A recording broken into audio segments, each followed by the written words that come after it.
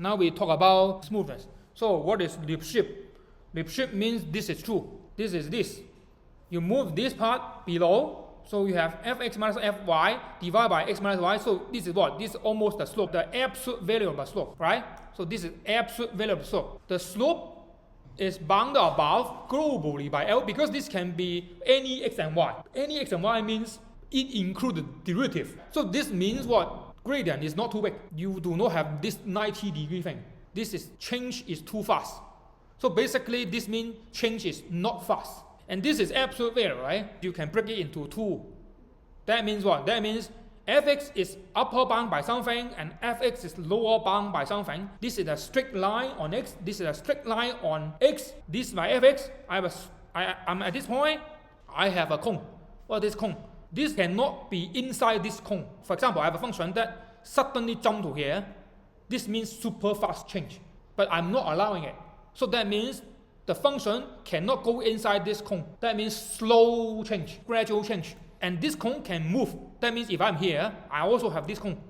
And more importantly, the angle in this cone always stay the same. And the smallest angle such that this cone can slide along all the curve is called the Lipschitz constant. Okay, that's the idea. So that means if my function is like this, but then suddenly at here, go 90 degrees upward, then this is not Lipschitz because the cone, cone exists here, but not here. So this is not Lipschitz because this Lipschitz is for all x, y. Then if my x, y is here, doesn't work. So this is called the smallest L such that this is true. That means the upper bound on the slope. This thing, the slope at here is infinity. So no, this is not Lipschitz. Okay, that's the idea. This thing, this is the largest possible slope you can have is below infinity. So this is infinity. No way. But what if I have a function that looks like this? Not 90 degree, but very close to 90 degree. Okay, let's say I do this. Okay. Then the cone at this point need to be this shape, right? Then of course this cone also holds true here, okay? And again, what is this? This is this. If I take limit, then this means what? The largest possible slope you can have. This holds for any x, y. So this is actually a global number that is pessimistic, not adaptive to local structure. This is what I mean. This is very steep, so the cone is very small. But here, actually, your cone can be bigger, okay? Actually, this leads to algorithm design. That is, you don't use global Lipschitz constant as the step size. You use something else. And then, what the heck is this? Lipschitz continuity implies differentiable? No.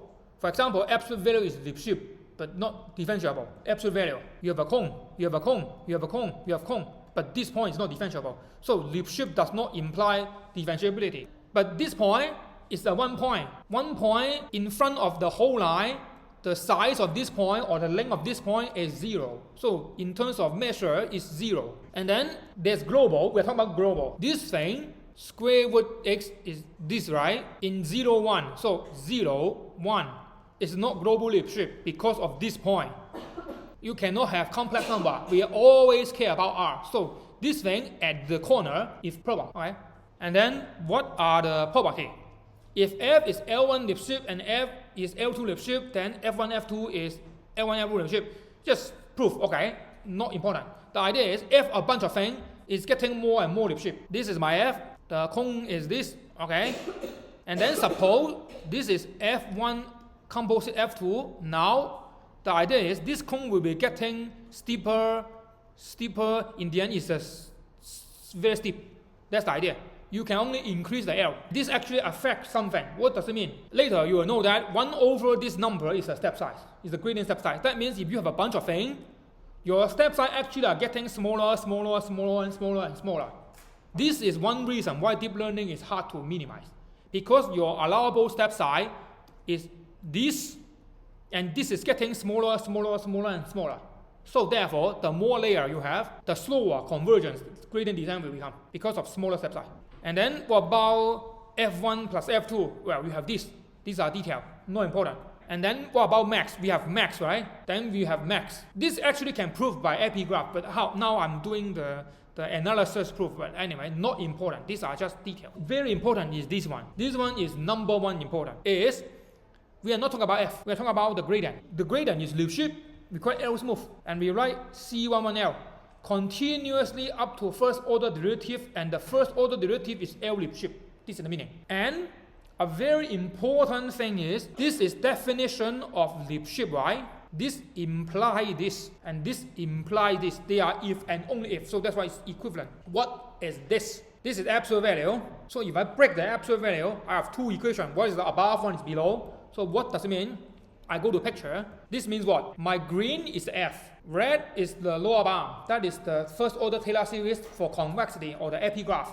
Blue is Lipschitz upper bound. What does it mean? Do you remember? If a F is strongly convex, green is below blue. This have an alpha curvature. Now, gradient being L Lipschitz means, well, what is gradient being L Lipschitz mean? I just said L Lipschitz means you cannot have 90 degree, cannot go too fast. So therefore, if a function is L Lipschitz, it means what? You cannot have sudden change. If the function cannot have sudden change, that means what? Something is above you. So together with alpha strongly convex, something is below you, this means something is above you. And if a function is alpha strongly convex and L Lipschitz at the same time, that means your function is bounded below and above by two quadratic functions. Yes, and this is the property of convex function. And these are the proof.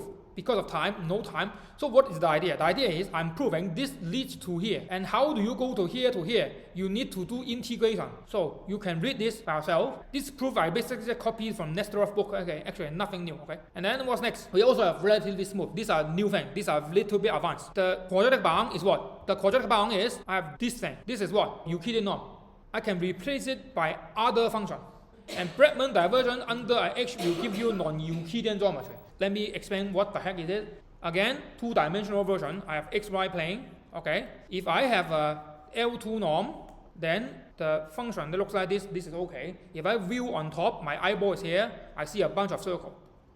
But what if my function is L1 norm, then I have a bunch of diamonds. Okay. And if I view on top, then this thing is a bunch of diamonds. But if I have ax minus b in one norm, because of the A, this is not a perfect diamond, but some funny diamond that, okay, so for example, I have a cone that looks like this, so I have this, okay, I just draw something like this. In this case, it's better to use a geometry that fits to this than L2 norm. L2 norm means we have this. They don't agree well because this part is sharp. This is what? Equal everywhere, but this is not.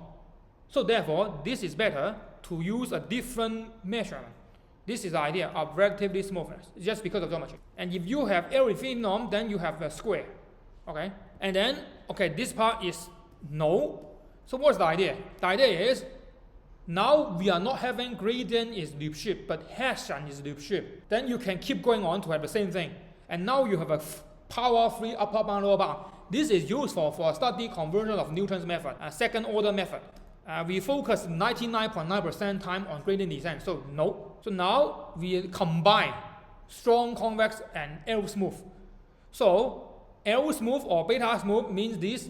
L strongly convex means this. This is the what? This is the monotone definition of the convexity. So that means these two things can combine to get this very ugly thing. It means you have a function, this is your function. You have an upper bound that makes sure it's not going too fast, and you also have a lower bound that makes sure your function is not flat. That means the variation of the function value is between the interval that is not zero. That means under A and under B. This is the smallest change you have. This is the largest change you have. This is not infinity, and this is not zero. This is the idea. And because of this, that means you should select a step size that fits this AB, then you have fast convergence. And just to let you know, it will be what? AB, right? In the end, it will be alpha plus beta 2. This is the perfect step size. But this later, okay? Now, let's finish the convexity. So, again, epigraph. And then what? First of all, we allow positive infinity. This is for indicator function. Recap. If I have indicator function in a set C, then this is the idea. And this is useful for enforcing constraint. You can write C as a constraint set. Let's say gx smaller than 0. Then you have, if gx smaller than 0, this is true. If gx larger than 0, you get infinity. You are forcing something, right? So this actually is penalty method. And then what? Because we have this, and you know infinity is a special number. We jump to infinity. So therefore, we have a bigger continuity definition. So what is the function called continuous? Function is continuous means no jump. But now we are saying that we allow infinity. That means we allow jump. Okay, let's recap what is continuous function. F is continuous means limit x go to a is fa. Okay, so that means what? That means this is continuous, this is x, this is a, this is fa. I have a point go to here, the f sequence go to here, right? And also approaching from both sides, right? And if suddenly, this is my function, this is the function a, let's imagine suddenly this part jump to here, then this one is continuous. You do not have the limit, because this one is not limit, does not hold, because suddenly here you suddenly jump to here, no, right? But let's say now I allow this, and the special thing is this one have to be, so I don't draw it, so it go to the sky. That means now we do epigraph. Epigraph is what? Anything on top. Okay, epigraph does not allow infinity, it doesn't matter, so that means we have this. Okay, for this function is not convex, of course, then the epigraph is not convex. Okay, now I look at epigraph. Epigraph means I sleep in the bottom and I look like this, right? So, suppose I have two functions that look like this. Now I sleep on the floor. I look here. Epigraph is anything like this, right? This part easy, this part easy. Hard part is what happened here.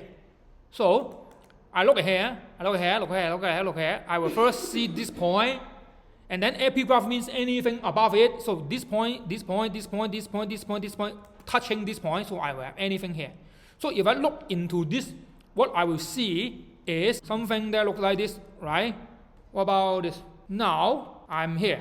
I look at this. This part, okay. This part, okay. This part, okay. Okay. Question mark. This part in yellow, we don't know what's happening. This part is open because this part is open set.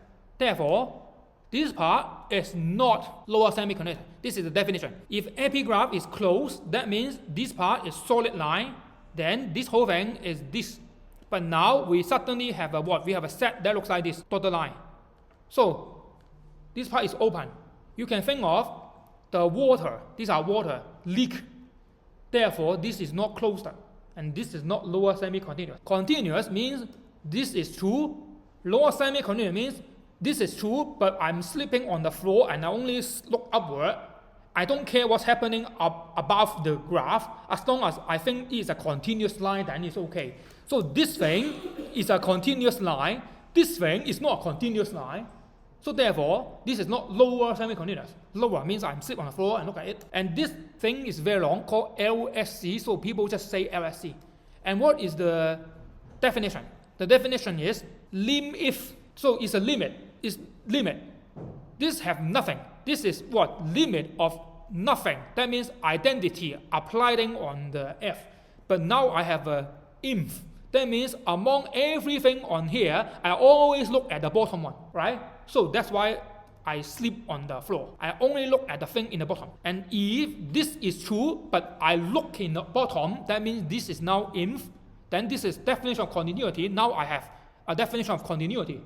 But this is not the normal one, it's the lower one, so I call it lower. Then you may ask why we always talk about from below. Well, because we're doing minimization, so we don't care about anything on top. We just want to go down. Then what about maximization? I just take a negative sign and then flip it and do a minimization, and that's it. So this is the LSC. Closed proper. What's the closed and proper? F is proper if it never take negative infinity. If my function looks like this, then it go to negative infinity. There's a hole. Or straight line. Straight line, what's the minimum? Negative infinity. This is not proper. So we want to make sure it's proper. Proper means there's something holding it. Okay, there's something holding it. Okay, this will be good. Okay, and domain is non-empty. What does it mean? Well, it's possible you have a function that everything go to negative infinity. We don't work on this stupid thing, right? So that means this what? This is the idea. fx always somewhere above negative infinity, okay? And this is true for at least one, okay? This is same as if we talk about epigraph, have no vertical line. This thing was the epigraph.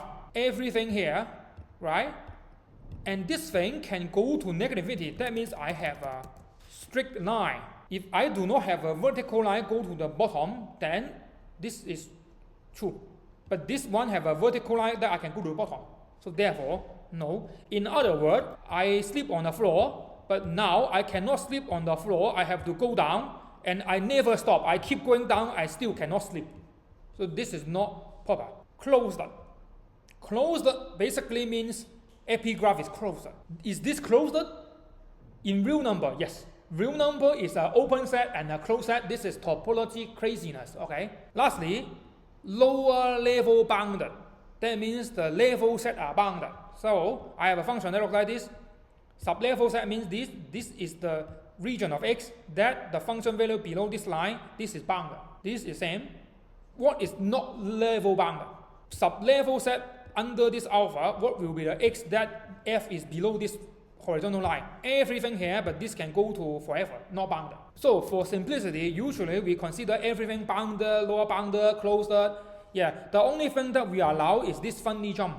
And the jump is go to infinity so that we can encode constraint as a function. All of this can be a 3-hour lecture on the proof. No. Okay? And then argmin. Argmin is all the x in a domain that f is exactly the smallest value. This is sublevel set, right? So this is what? This is the subset of the domain. Okay? And this thing can be empty. That means your problem have no solution. Singleton, you have solution, only one solution, and unique. Set value. This function have more than one argmin. And any point here is a solution. So therefore, this is the idea. What are these? Piecewise linear function. It's convex, right?